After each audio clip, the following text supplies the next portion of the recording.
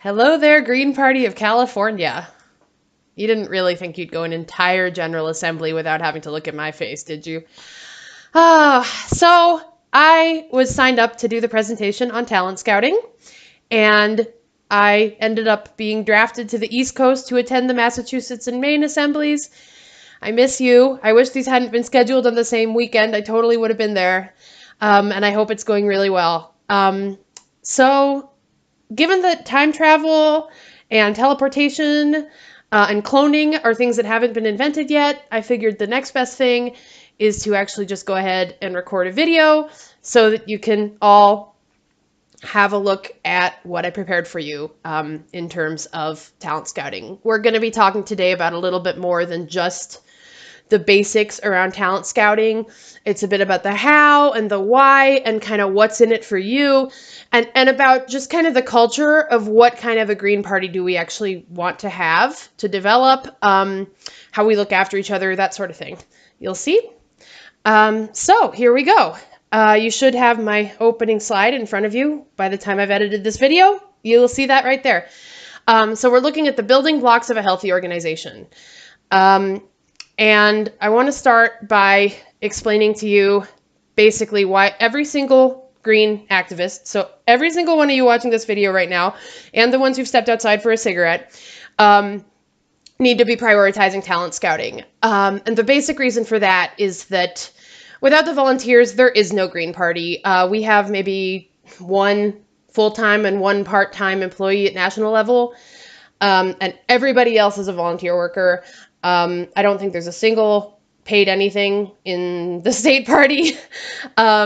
So, we're all giving our time and our money and everything in order to be here. And without us, nothing gets done. So I feel like given that, we haven't really as an organization been treating ourselves and each other with the kind of care that we need. And I want to address that. And hopefully we can get a little better and a little more conscious and value ourselves a little more. Our strength as a party comes down to the amount of people we have, the amount of energy and enthusiasm and time and work that each of us brings to the table. We are as strong as our members. There is a certain amount of synergy that 1 + 1 sometimes doesn't equal 2, but usually it's basically down to if I'm putting in 3 hours and you're putting in 4 hours and whatever, then 7 hours is getting done. And that's what we've got to work with. So my theory is that if we build what I'm calling a culture of nurturance, we'll come to what that means, an activist development, that is the most effective way that we can grow and strengthen the Green Party and turn it into the kind of organization where we are rewarded for bringing our best, where we feel better when we're delivering more, where it's not just a burden to show up and to do work. And I think we really can be that. So let's look at what a culture of nurturance is. It's basically, nurturance is a word that I recently found out is only a word in British English. It's just the noun version of nurturing. It's not that difficult to parse it together. But it's about a culture where people are cultivated, where they're supported, where people can, say if they're struggling.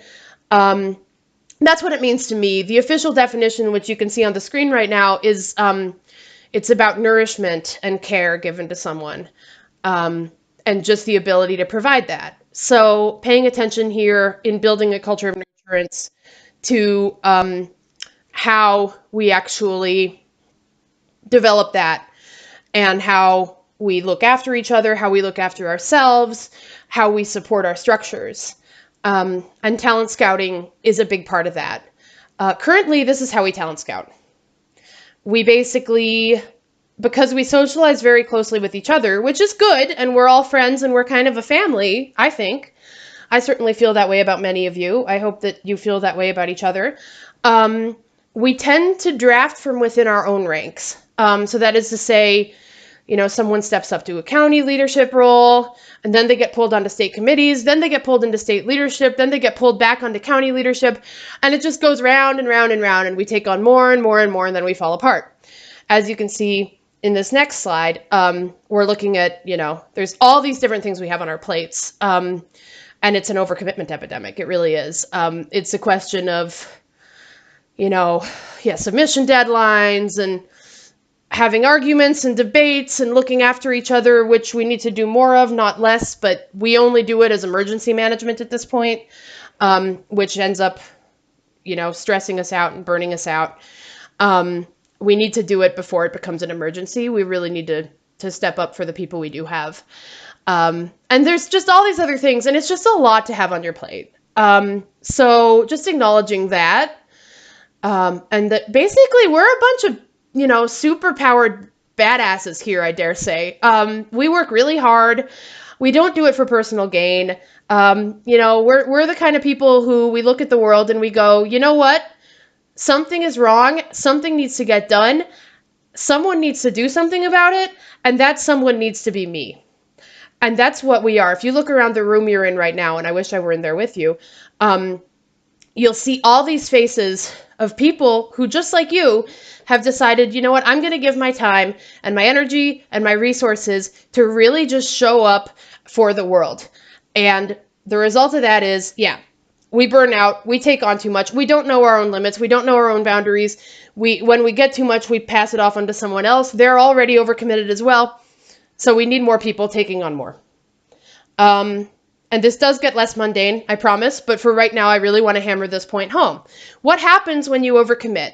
Is it good for the organization? Does it mean that you are producing more? No, it does not. It means you're stressed.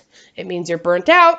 It means you can't deliver on the things people are asking of you, so that hurts the organization. It leads to resentment between different activists and organizers who aren't maybe not seeing eye to eye, and not really having the opportunity to look through it. So let's revisit that circular talent scouting slide here. So there it is. And you can see how, we're all just adding more and more and more to our plate, to the point where one of us burns out, and then that person steps off, and then all the people have to pick up more and more from them, and then, the next person goes, and the next person goes, and it's like a domino line, and it ends up having the risk of leaving our organization completely ineffective or on the hands of just a couple really stressed, really tired, really uninspired organizers. That's not who the Green Party is supposed to be. We can and do really fun, exciting projects. I think most people, when they first come to the Green Party, they're energized, they're enthused, they're hopeful, and they want to make a difference. So, to continue the kind of mundane thinking, here is a very rudimentary difference that we can do, which would make the talent scouting much healthier. It's basically bring new people in, bring them in at county level, bring them in at state level, get them active. We need to prioritize this. So, as I said, we hopefully can all agree this would be a much healthier model. The principle behind this one is one that we need to collectively reaffirm our commitment to. So yes, this seems mundane so far. We will get to how we can do this. But I'm so far just wanting to make sure that it's in the top of everyone's minds that all of our lives as green activists will be better the more each and every one of us, and I do mean you, specifically you, if you commit to finding people who you can take on as talent scouts, or rather as you as the talent scout, with them as new activists, it will help the organization and it will make your life as an activist tangibly better. A lot of the shift that's needed is simply within the mindset of existing activists. So now let's move on to strategies that'll help us with this process. So, where are the new people? They're all over the place. They could be registered Greens who haven't yet gotten active. They could be people who attend the meetings, haven't been given any work. The person who just kind of shows up and sits there. Could be someone who approached the table, gave your contact details, then left, never heard from them again. It could be friends, comrades from local campaigns, pressure groups who are kind of green leaning but haven't really gotten involved with us. Sometimes colleges, high schools allow us to present to potential volunteers. We up in Yolo County recently had a guy reach out who was just looking for volunteer work. It turns out that the Green Party of Yolo County is on the UC Davis database for an elective that requires a certain amount of community service. So we got him to build us a website interface. And he was not someone who I would say was actually interested in being active with the Green Party, but he did do quite a bit of work for us. Most of the people who would approach us there through their local high school, etc., from a presentation would be more likely to be someone who would actually stick around potentially. So it just depends on the person. Think about, for a starting point, who in your area might have reached out to you. How accessible are you if someone is trying to reach the Green Party? How easy is it for Greens near you to find a way to help the party if they want to do so? Just make yourself as accessible as possible. Prioritize that talent scouting. That's half the battle right there, and that part is relatively easy. So now let's think about, what are we looking for in a new person? Do we want to recruit just about anyone who shows up? Not necessarily. We don't want to be elitist, but I would say that the things to look for amount to kind of 4 different areas. If you see on this slide, we've got motivation and commitment, time and energy, trust and confidence, and that's one that has to be built, and skills and interests. And how you relate to each of these areas is a little different. If a person shows up that's got maybe 3 of the 4, that's okay, provided that the one that they're missing isn't motivation. Because if they're unmotivated, they're not going to do anything for you. You'll be breaking your head against a brick wall the whole time. It's just not worth it. The other ones, you might be able to work with them if they've got like 15 minutes a week. There's still something useful they could do. If they don't have much confidence yet, you can work on helping build their confidence. And we'll get to that in just a moment. So looking at how to bring out the best in people, we're back to those 4 areas. You've got promoting skills and interests. So here you're going to pick roles, pick tasks which suit an individual's skills and interests. So that builds on ownership, on motivation, specialization. And that way you can really benefit from the things that they're good at, and they can benefit from knowing that they're good at it and that they're bringing work to us that is something that they alone can deliver. That feels really good.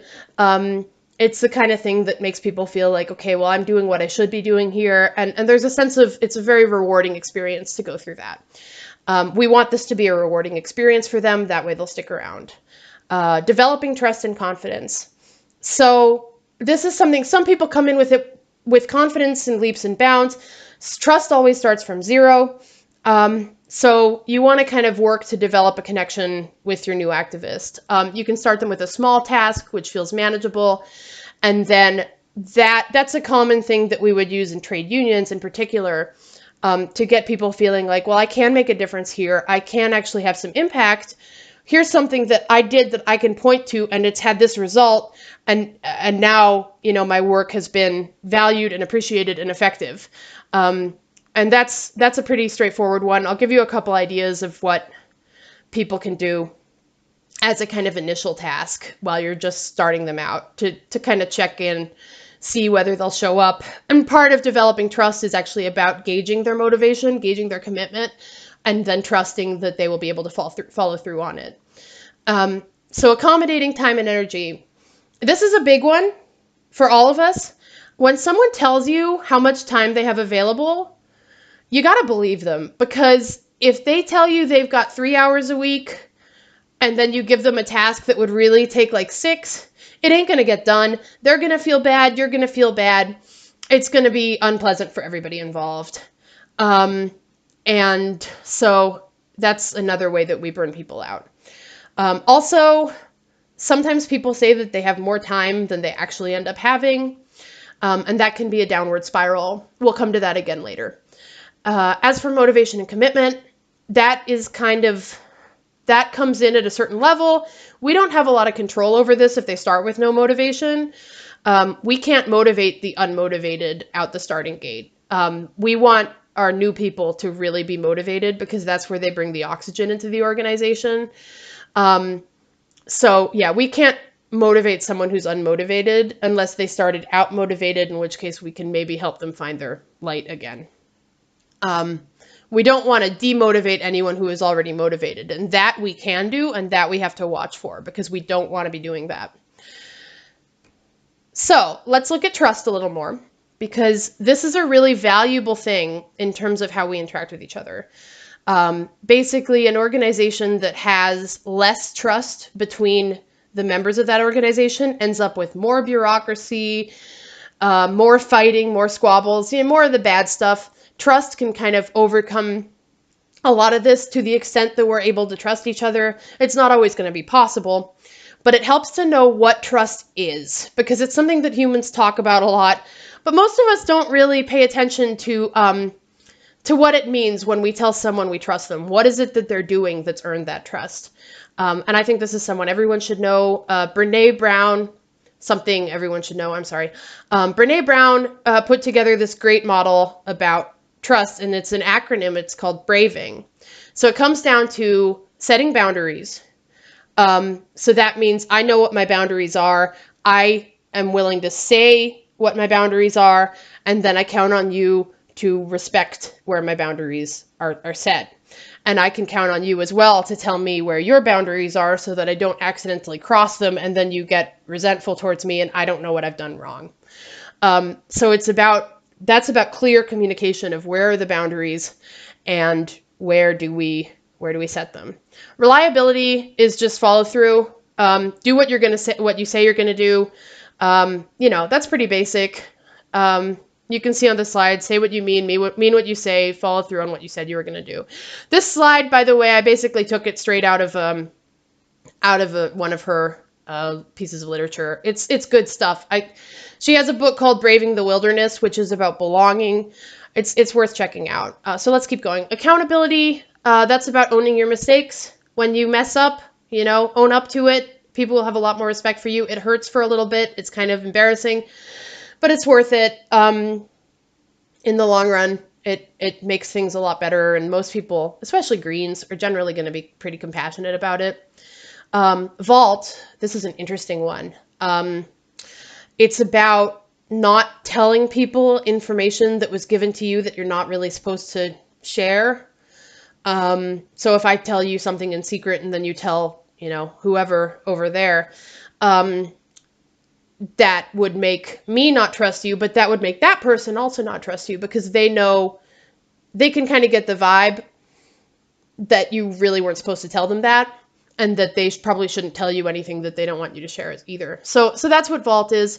Integrity is about choosing courage over comfort. Obviously, as Greens, this is important to all of us, because comfort is staying within the confines of the two-party system and, closing your eyes, la la la la la, and pretending that you can be a good person and still vote blue, which you totally can't. We know that. I mean, you know what I'm getting at. Like, there are people who in their personal lives are good people, but they're not doing a good thing by doing that. We know that. And so, but it takes courage to go green. It really does. We all have faced it. We've all had to deal with voter shaming. So we know, Greens are people of integrity. We know that we need to do this. And so it's just about, stepping into this and remembering this is a key part of trust. Non-judgment. So that's when I say what I need, you say what you need, we figure it out. If that doesn't necessarily mean you can give me what I need, but at least you can tell me that right at the starting gate, and we can figure it out, and we don't have to kind of be at each other's throats over it. And then the last one is generosity. And this specifically refers to, I want you to understand this, it refers to the generosity around the intentions of others. So you want to, sometimes we all make interpretations based on what people have said or what they've done. In order to trust each other, you have to trust each other that if I'm having a bad day, I step in dog poop or whatever, I come in and I'm in a bad mood, and you ask me, do I want a cup of tea? And I tell you to go away. That it's not that I hate you, it's that I'm in a bad mood. And it has nothing to do with you or whatever it is. It's just about being generous in terms of acknowledging that, life is complicated, things come up. It's not necessarily that the person who you're dealing with is a bad person or doesn't like you, etc. There's sometimes just things going on that we don't know about. And so that's what generosity is about, is just kind of that understanding and awareness. So let's look at how we build trust. I told you I would give you some examples of small and empowering tasks in order to build trust with the new activist. These are just really basic examples. You could have them go tabling with you. You could have them put up posters. One thing that I used to do as an activist in the UK is if you print out 2 large posters and then you kind of staple one side, you flip them over a lamppost, you staple the other side, staple them right at the margins of the lamppost, and then it just holds to the lamppost. It's quite cool. But I'm digressing. So, you know, you could have them promote an event. You could have them organize an event. That's a little bit of a further step.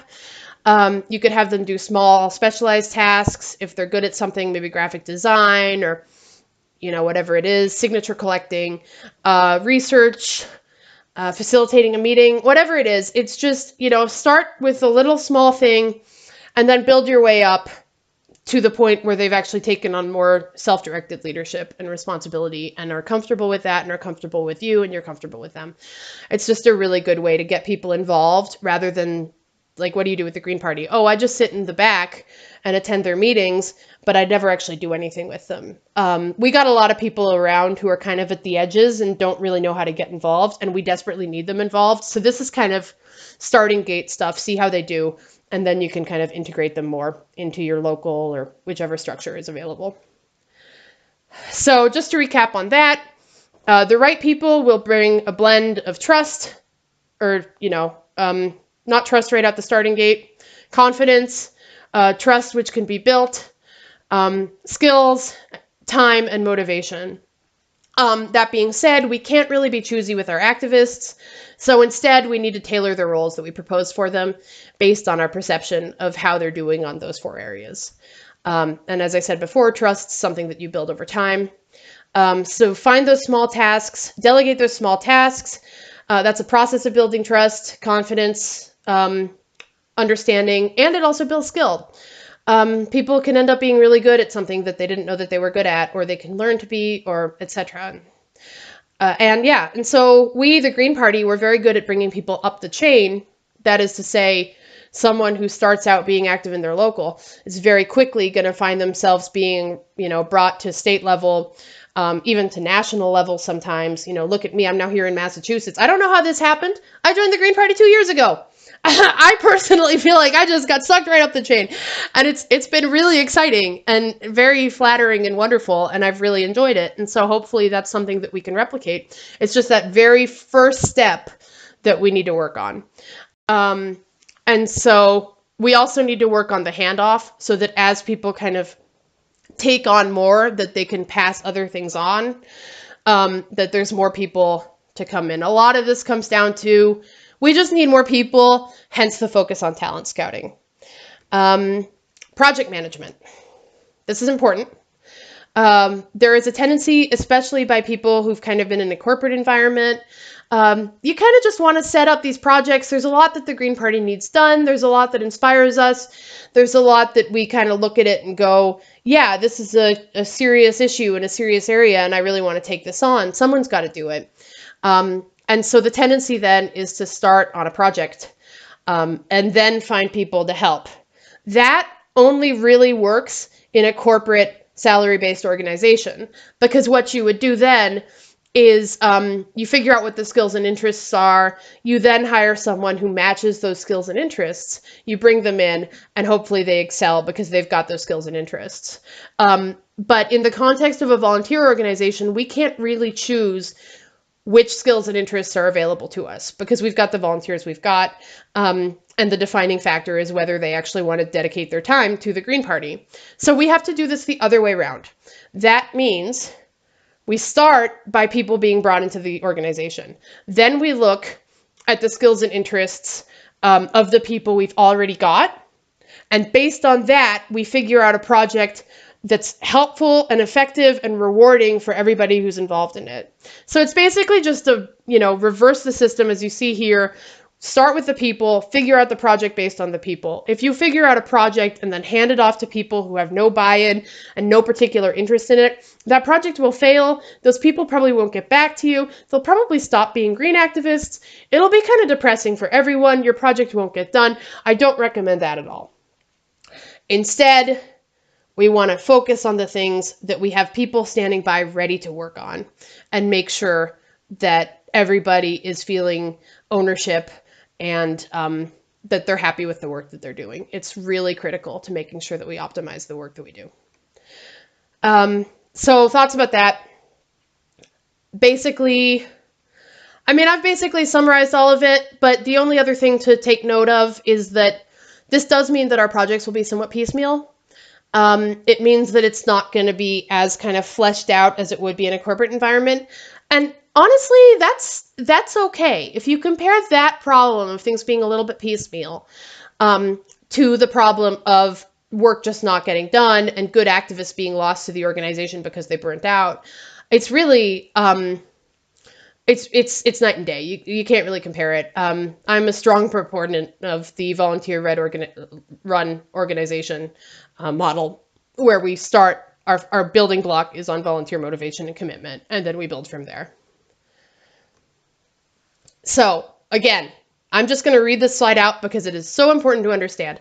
Tasks and projects are only empowering if they correspond to individual interests and skills.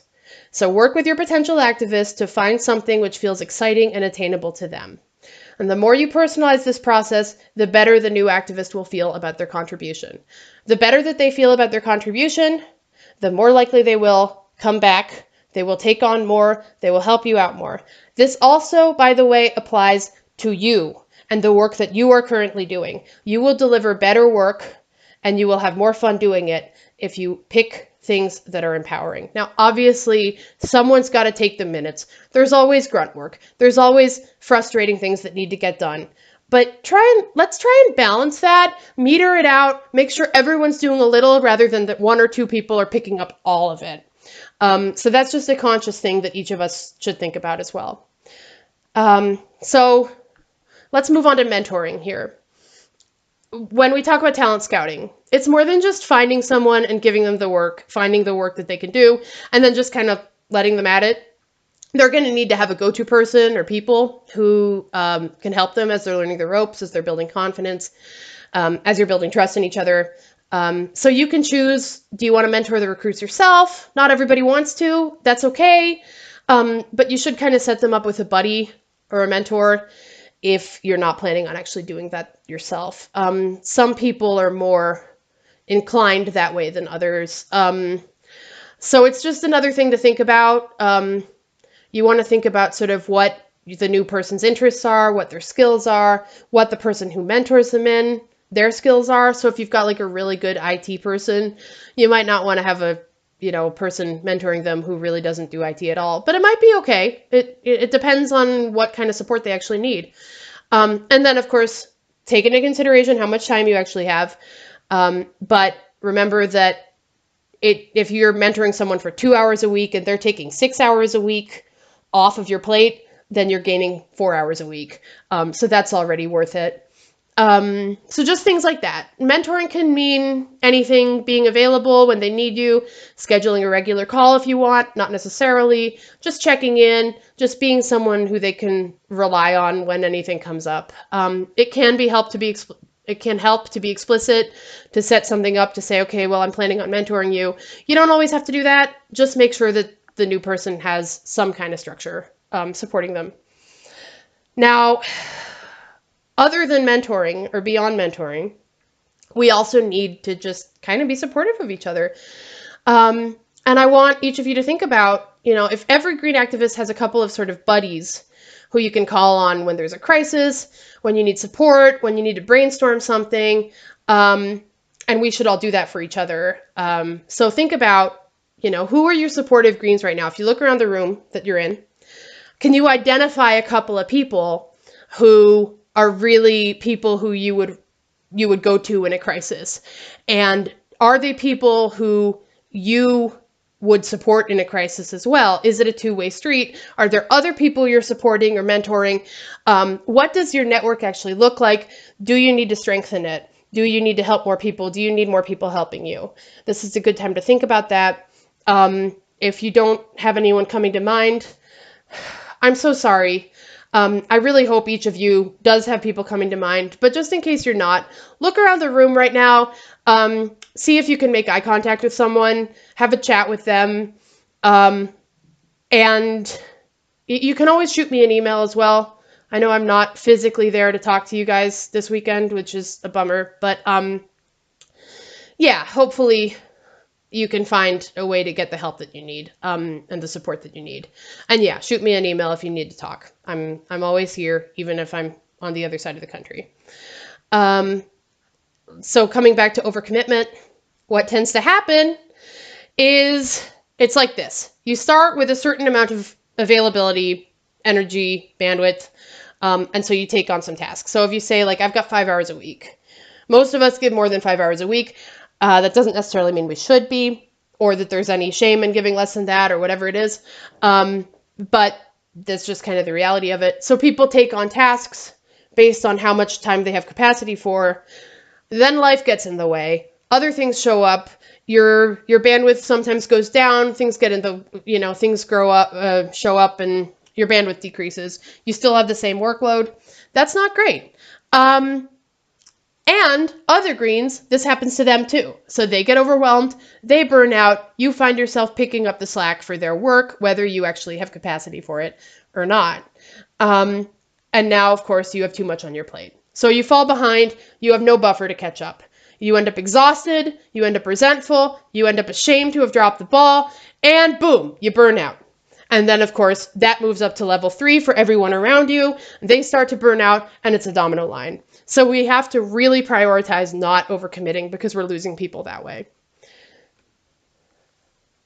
And this is where I propose shock absorption is the concept of nurturance and trust. So here are some very concrete examples of that. You can take on fewer tasks than you think you're capable of right at the start. I recommend this. To those of you who have the luxury of being at the stage where you're taking on fewer tasks, i.e. the newer people, and we're so glad you're here. So yeah, just kind of pick one thing, do the one thing for a little while. Don't start by taking on 15 things. It's gonna make you really tired and really overwhelmed. And I know some of you are like, well, thanks for telling me that now. It's too late. But if you, those of you who have too much, think about talent scouting a person or two and give them some of your tasks. It will get better. I promise it will get better. If you are already burning out, talk to someone. We need to be talking to each other. We need to be honest with each other. This is hard work that we do, and it's important. So yeah, talk to your people. This is the second point. If you need to offload anything, allow whoever takes on the tasks, to take full ownership of them and complete them in a way that feels better to them. If you are giving someone else a task that you previously committed to do and can no longer do it, you are handing off ownership to the new person doing it. Do not expect them to do it exactly the way you would have done it. That will piss them off. That will make them feel invalid. That will make them not trust you. Don't do it. It's not worth it. Let them do it their own way, and they might come up with something wonderful. You don't know. And then, be prepared to let lower priority tasks go. We got to do this. Not everything is high priority. Some things are urgent, but they're not important. Like, let's go a little easy on ourselves. We're doing hard work. And then, be careful, be comfortable in your use of no. Take no for an answer. Please take no for an answer, because if someone tells you no and you don't take no for an answer, they're still just not going to do the work. And then it's just not going to show up on your desk. And if you even have a desk. So don't put yourself through that. If they say they can't do it, listen to them, give them the option. Putting everything on your own shoulders, by the way, that might seem like you're being supportive. It's not actually nurturance culture. It's you matter too, and it leads to distrust between you and others. It leads to more burnout because you're going to burn out. It's just not good. Make sure you're sharing and talking to each other and promoting each other's well-being as well as your own. In conclusion, everyone should be talent scouting because that will keep us going for a very long time and keep us energized and oxygenated. There's an excessive focus on drawing people deeper and deeper into our structures. We need to start by prioritizing the very first step in because the rest of it is flowing. We just need to get more people in right in the door. and then keep it moving from there. We need to prioritize finding, supporting new activists in our locals. State and national level talent scouting kind of keeps us insular. We tend to draw from our own ranks. Each of us is already doing a lot. So yeah, basically just keep trying to find people in your local areas. That'll make all the difference. Building our projects around activist skills and interests, not building our activist skills around our projects. That's crucial for retention and morale. We choose our projects based on the people available to do them. We don't choose our people based on the projects that we need done. We can't do that. We don't have that luxury. So remember, recruit people who have skills, who have motivation, who have time, and focus on building trust between you and them and building their confidence. And lastly, take care of your people once you've recruited them, or find someone else who's prepared to do it. So that's what I got for you today. That puts us at a 35-minute time for what was a 45-minute slot. So you now have 10 minutes where you could either open up a stack, a brief stack, or you can network across the room. If you choose to do the latter, veteran greens, you know who you are. Consider scanning the crowd for a face you don't recognize. Once you've spotted that person, go and have a chat with them. See what they're interested in, see what they're passionate about, see if they would be interested and willing to get involved with the Green Party at a deeper level. And yeah, I leave it up to you now. And thank you for your time. I hope this brought you some value. I miss you all. I hope to see you all soon. Ciao.